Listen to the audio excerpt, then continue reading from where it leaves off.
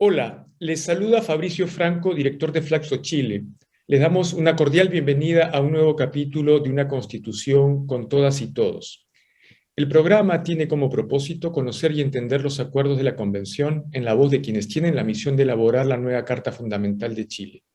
Y para este propósito, hoy nos unimos en este diálogo con el convencional constituyente por el Distrito 10 de la región metropolitana, el destacado escritor Jorge Baradit Morales. Bienvenido, Jorge. Hola Fabricio, muchas gracias por la invitación. Gracias a ti por estar con nosotros hoy. Jorge, integras la Comisión de Principios Constitucionales, Democracia, Nacionalidad y Ciudadanía. De aquí saldrán algunos de los artículos más importantes de la nueva Constitución. Una suerte de breve resumen de lo que han aprobado señala, y permíteme abrir comillas, Chile es un Estado social y democrático de derecho. Su carácter es plurinacional e intercultural y ecológico. Es una república democrática, solidaria y paritaria que reconoce como valores intrínsecos e irrenunciables la dignidad, la libertad, la igualdad sustantiva de los seres humanos y su relación indisoluble con la naturaleza. Los fines de toda acción estatal son garantizar el bienestar de las personas, de la sociedad y de la naturaleza. Aquí hay permíteme, sinnúmero de conceptos nuevos. ¿Cuáles resaltarías por su importancia? Yo creo que personalmente son dos, o separémoslos en tres. Primero es dar un salto en 180 grados, ¿no? Un giro en 180 grados con respecto al Estado subsidiario neoliberal, cuando declaramos que Chile es un Estado social y democrático de derecho.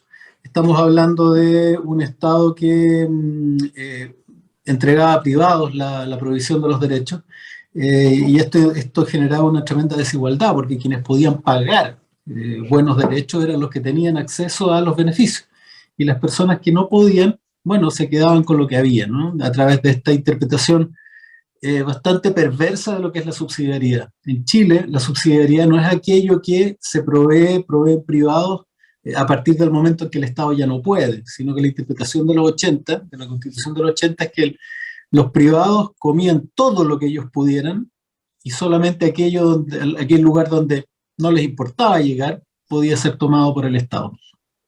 Cuestión que terminaba en servicios de muy mala calidad, porque aquel lugar donde el privado no quería llegar era evidentemente donde no había inversión, donde no había dinero, donde no había posibilidad de hacer mucho, ¿no?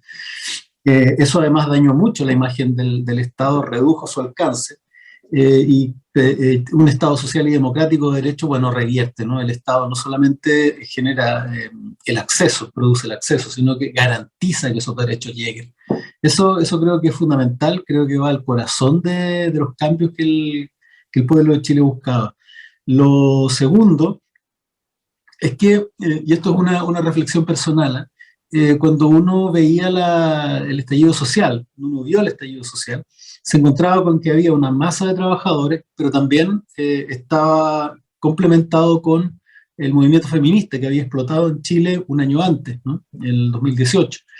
Y también una enorme cantidad de banderas de pueblos originarios. Entonces teníamos los trabajadores, a las mujeres y a los pueblos originarios. A mí en su momento me produjo esto un déjà vu con el libro de Angela Davis, ¿no? Raza, clase ¿eh? Y uno dice, bueno, esta demanda es bastante antigua, ¿no? Y en Chile en particular retrocedimos hasta los inicios de la República, donde el liberal, para el que se fabricó la democracia a principios del siglo XIX, era hombre, era rico y blanco.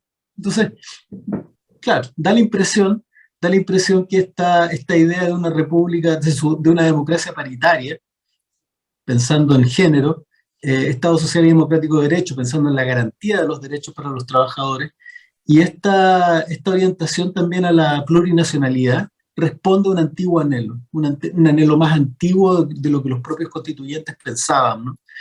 Y el último, quizás relevante, es esta declaración de ser un Estado ecológico, ¿no? Y cuando habla de una relación indisoluble con la naturaleza, tenemos un paradigma distinto. El paradigma histórico de el hombre frente a la naturaleza como un extractor, como un enseñoréate de la tierra, ¿no? El mandato judeocristiano, a no, en realidad tú no estás frente a la naturaleza, sino que estás en la naturaleza. Lo que significa que todo lo que tú le hagas a la naturaleza te lo haces a ti. Y ahí surge este nuevo paradigma, esta nueva relación con la naturaleza de interdependencia, más bien, ¿no? Más bien que yo extraigo de la naturaleza o incluso yo cuido de la naturaleza. No estamos cuidando nosotros. Para mí, por lo menos en ese primer artículo, hay declaraciones extraordinariamente potentes, considerando además que declarar que el Estado orienta toda actividad a la persona y no a la producción, al PIB, que era el corazón de la Constitución del 80, es un salto, pero yo creo que ataca el corazón de todo lo que buscaba. Interesante. Permíteme avanzar en la línea que has abierto con estos tres puntos. Y tiene que ver con el concepto de democracia participativa, que será también parte de la nueva Constitución. La noción subyacente que hay ahí es que además de la votación cada 4, 5 o 7 años, ¿sí?, de nuevas autoridades, la ciudadanía, y abro comillas, la ciudadanía tiene el derecho a participar de manera incidente o vinculante en los asuntos de interés público, y es deber del Estado dar adecuada publicidad a los mecanismos de democracia. Este enunciado después toma una forma concreta, ¿no? Y es que se han aprobado artículos que permiten a la ciudadanía tener una injerencia directa en el proceso de creación y derogación de leyes por medio de las figuras de iniciativa popular de ley e iniciativa de derogación de ley. ¿Podrías, por favor, explicarnos cómo operan estos mecanismos y cómo crees que van a impactar en el nivel de participación de la ciudadanía? Digo esto último, ya que hay una evidente falta de confianza hacia lo político, al menos por una parte de la ciudadanía, no por toda. Bueno, también en un análisis personal, pero que es bastante extendido, ¿no? El estallido social tiene como una de sus razones la no existencia de mecanismos de participación.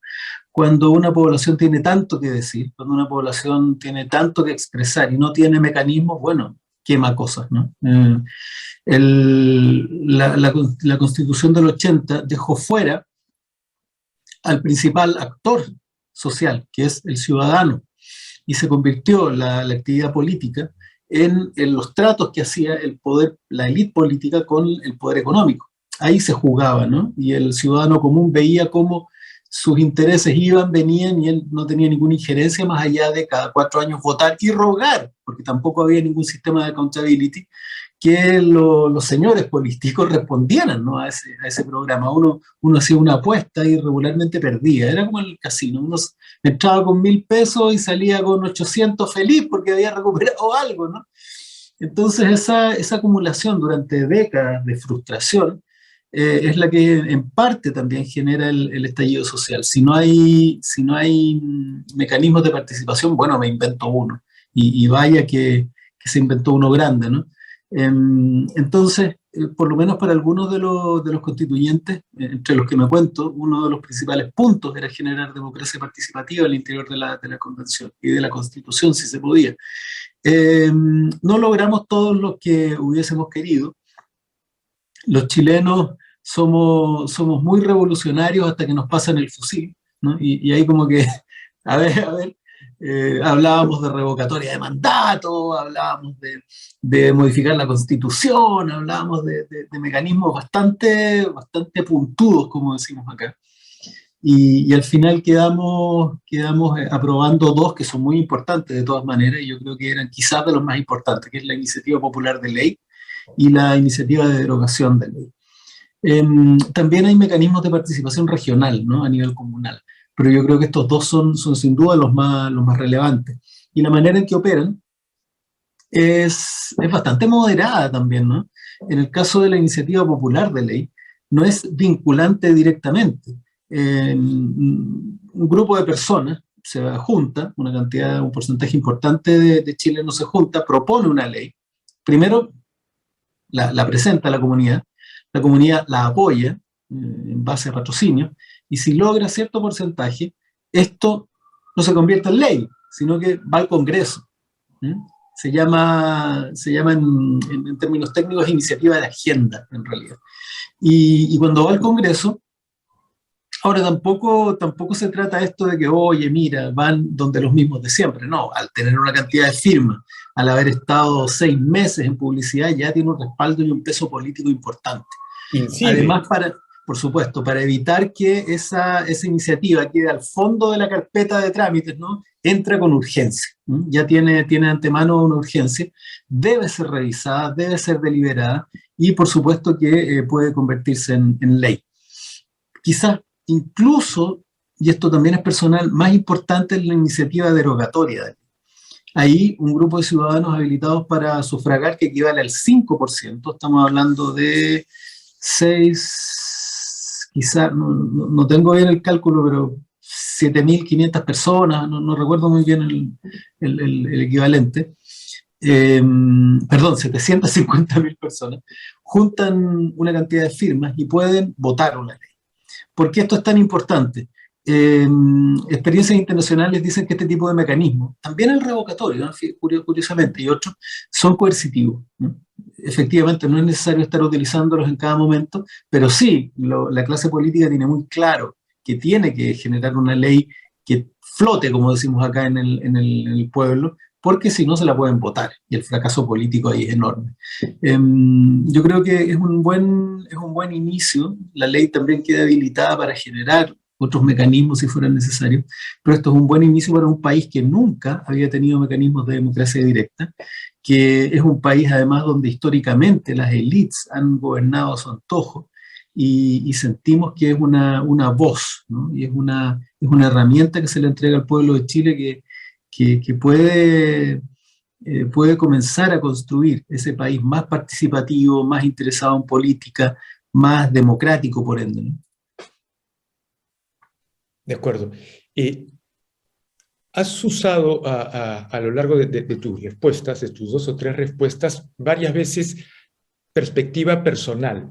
Entonces, en general, estas entrevistas tienen como objeto tratar de conversar y mostrar un poco los resultados, ¿sí? Pero es muy interesante, creo que también la gente entienda los procesos, ¿sí? Los Muy procesos importante. y cómo los actores en ese contexto fueron decidiendo, fueron discutiendo. ¿Por qué me invita a entrar a este punto tu palabra personal? Porque diera la impresión de que no hay bloques políticos claramente cohesionados, o si los hubo, estos fueron rompiéndose o evolucionando, o involucionando, depende cómo lo quieras ver, hacia otras cosas. ¿Cómo es? ¿Cómo ha sido esa parte del proceso, si nos pudieras referir de manera breve? Yo creo que es muy importante, me voy a colgar de lo que tú me preguntas, para explicarle a las personas otra parte de este proceso. Y es que en realidad muchas personas piensan que esto se trata de una carrera de las normas por llegar hasta el final y quedar escritas en la Constitución, ¿no? Entonces muchos han dicho, oye, por ejemplo, no tomaron ninguna de las iniciativas populares, ¿Mm? Fueron rechazadas o quedaron fuera del camino. La verdad es que ni siquiera las iniciativas de los constituyentes terminaron escritas tal cual, ¿no? Todo, al ingresar a la convención, se disuelve en conceptos amplios, en piezas de rompecabezas que colectivamente se rearman. Nadie ingresó una propuesta y esa propuesta llegó incólume a ser escrita en la convención, eso en la Constitución. Eso es importante que la gente lo entienda. Las iniciativas populares de norma que se ingresaron, todas prácticamente quedaron disueltas, fueron modificadas, se tomaron algunos aspectos. Hay una iniciativa en particular que ingresaron alcaldes de zonas de sacrificio que terminaron convertidas prácticamente en una sola palabra. Y esa palabra era importante, que era regeneración de las zonas de sacrificio, ¿no? Todo lo que ellos propusieron ya estaba en algunos otros incisos, en algunas otras propuestas, y terminó esta palabra que era un aporte, ¿no? De manera que es importante que las personas entiendan eso. Esto no es una carrera para ganar un espacio en la Constitución, sino que todo se disuelve y entra un gran diálogo, una gran juguera donde se produce, los conceptos vuelan por el aire y se van rearmando, ¿no? Eso es muy importante. Y con respecto a la pregunta tuya, sí, mira, originalmente yo pensé que iba a ser mucho más líquido. Lo que uno veía es que los partidos políticos y los colectivos políticos se iban a disolver dentro y que se iban a juntar en la medida en que compartieran puntos de vista sobre materias específicas, ¿no? Y sin embargo, han logrado mantenerse relativamente estructurados y los que han derivado a esta liquidez son los movimientos más independientes, independientes no neutrales, PUCO, PLAPLURI, que se han disuelto, se han rearmado, e incluso los que se mantienen bajo el mismo paraguas como independientes de Nueva Constitución, que eran independientes no neutrales, tienen dentro de su gente, de su contingente, distintas visiones y votan separados, se juntan a veces se separan. Esa es una idea, esa era la idea que uno, más teórico quizás de la política, pensaba que es lo que iba a ocurrir, ¿no? Que el signo de los tiempos era la desaparición de estas grandes catedrales ideológicas donde el pueblo se remolinaba bajo su techo para buscar un destino común. Yo creo que eso no ha ocurrido y al contrario, ha significado en ciertos momentos un problema para la convención, sobre todo cuando estas grandes catedrales levantan el teléfono y los obispos llaman, ¿no? Los obispos y los sumos sacerdotes le pegan llamaditas a los que están abajo peleando. Sí, ha revestido algún tipo de dificultad, pero me da la impresión que, y otro fenómeno también, es que curiosamente los independientes, y esto te lo digo ya desde mi punto de vista de escritor, eh, que va a registrar esto en una crónica, por supuesto, que curiosamente los independientes resultaron ser los más políticos y también los más, y te lo voy a decir responsablemente de esta manera, los más sanguinarios, ¿no? Porque hay una diferencia, los integrantes de partidos políticos son personas que nacen, crecen y se educan bajo protocolos de relación. El que tengo al frente, el político que tengo al frente, seguramente me lo voy a volver a topar. Seguramente en 2 años más, o en un año más, o en un mes más, voy a necesitar su apoyo. Entonces el trato tiene ciertos protocolos de confianza. En cambio, los independientes entraron durante un año a matar o morir. Y ellos saben que no van a tener otra oportunidad de cambiar las cosas. Entonces sus cuchillos a veces son más largos, sus estrategias son más bruscas, y sus alianzas son bastante más febles, ¿no? Y son capaces de votar cosas, tomar otras y de incluso ir en contra de sus convicciones para, para rescatar cuestiones relevantes. También los movimientos que tienen detrás. Al ingresar, muchos grupos activistas son grupos que tienen un solo objetivo y no una visión de país, ¿no?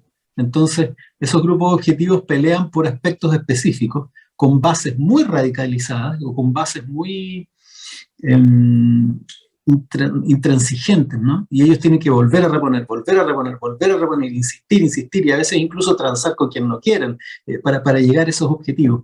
Y eso a veces duele, ¿eh? A veces uno siente que la Constitución pudiese, yo creo que viendo el borrador no, pero pudiese haberse convertido en una especie de patchwork, ¿no? De pequeñas luchas, de pequeños objetivos. Y a veces a uno le da rabia esto, ¿no? Y piensa que hay personas que le aman más los árboles que a las personas, porque se preocupan más de un solo aspecto y no del total de la sociedad. Pero eso ha ido cambiando, se ha ido ecualizando, y yo creo que estamos llegando a un muy buen borrador. En una constitución con todas y todos estamos junto al convencional constituyente por el distrito 10 de la región metropolitana, Jorge Baradit Morales. Jorge, una de las causas, entre comillas, personales que tomaste, porque te hemos estado siguiendo en Flaxo, es el derecho de las personas mayores, ¿sí? Ese es un punto de encuentro en el que un equipo de Flaxo Lab también estuvo trabajando. ¿Por qué consignar este punto en el debate constitucional sobre los derechos de las personas mayores?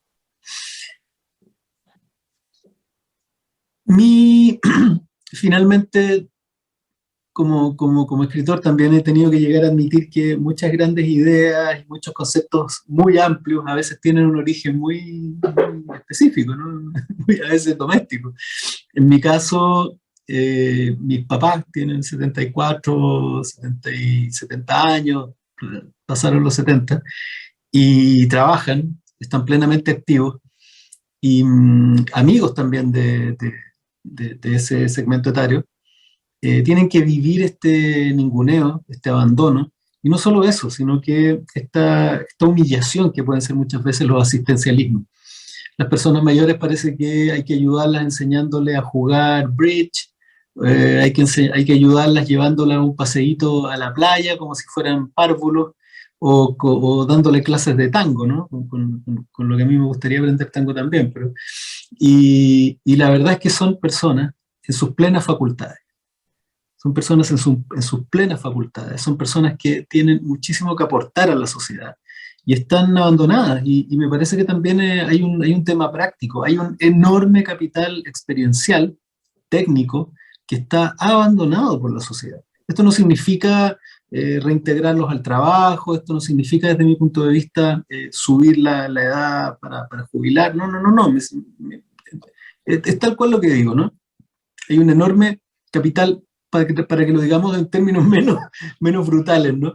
Hay un enorme capital disponible en las personas mayores que está siendo subutilizado, y esto genera además no solo una pérdida para la sociedad, sino las personas se frustran, se sienten abandonadas, de pronto están en la casa sentados sin hacer nada, nadie los acoge, y se me hacía importante estos dos aspectos. Primero, la preocupación por las personas, que debiese ser la preocupación central del Estado, como nosotros estamos consagrándolo, y también la sociedad y la necesidad que tiene de recuperar a estas personas, sobre todo desde un punto de vista experiencial, y siempre lo he remarcado desde el siguiente punto de vista.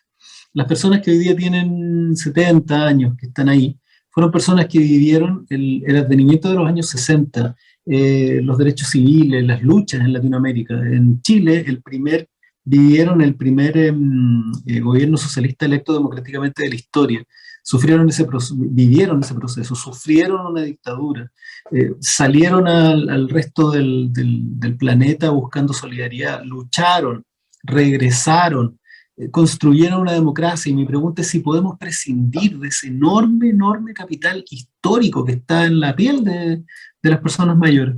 Entonces, yo creo que nace sin duda, no desde el asistencialismo, sino del reconocimiento de ese enorme capital humano abandonado, y que además, como tercer punto, necesita derechos específicos. Tienen necesidades específicas, hay derechos que ellos